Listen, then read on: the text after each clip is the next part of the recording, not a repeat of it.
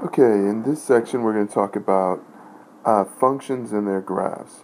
Here we're given a graph, and what we want to know are what is the domain, what is the range, what are the intercepts, what is f of -3, f of 8, and what is x when f of x is 7.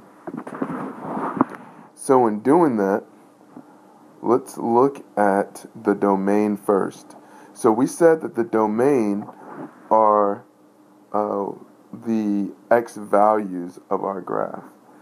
So we want to know since this is a continuous type of a function, we want to know what is the last x value or the least x value all the way to what is the greatest x value.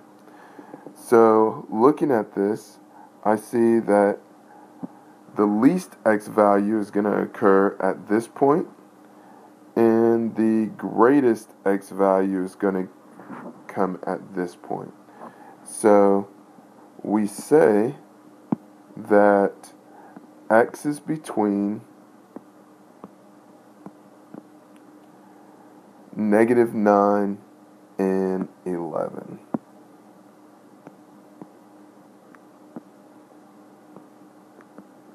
Okay, so x is between -9 and 11. Next, let's look at the range. The range are all the possible y values. So what are all the possible y values in this case? Or what is the least y value and what is the greatest y value?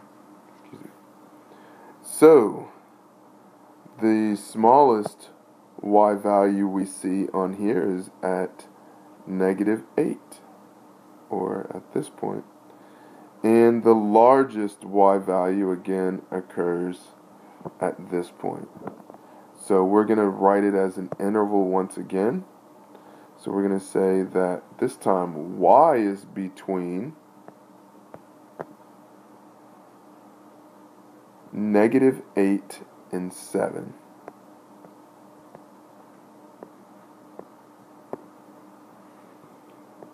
Okay. Next we have the intercepts.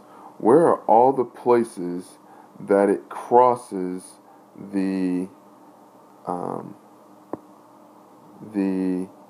x-axis or the y-axis? So in this case we see that at this point and at this point it crosses the x-axis. We also notice at this point it also crosses the y-axis. So there are two x-intercepts, but only one y-intercept. So here I'm going to say that the x-intercepts are -6 and 0.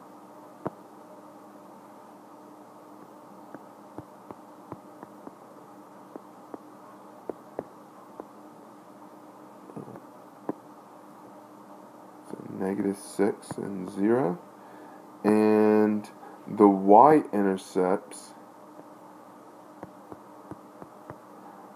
are at, or is at, 0. Okay.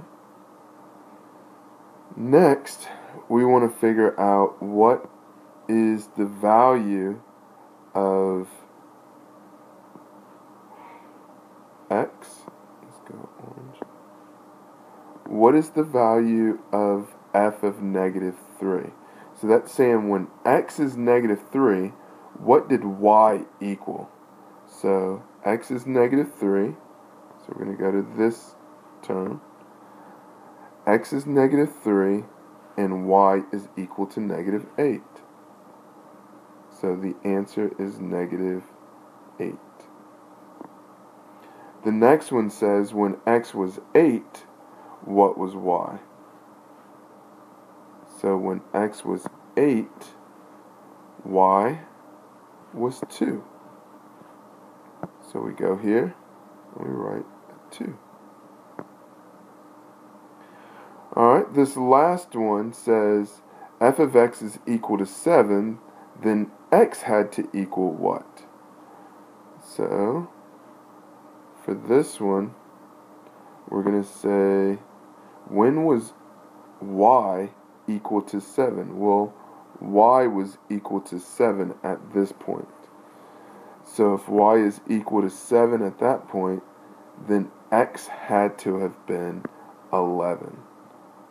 So, let's erase this question mark and put 11. Okay.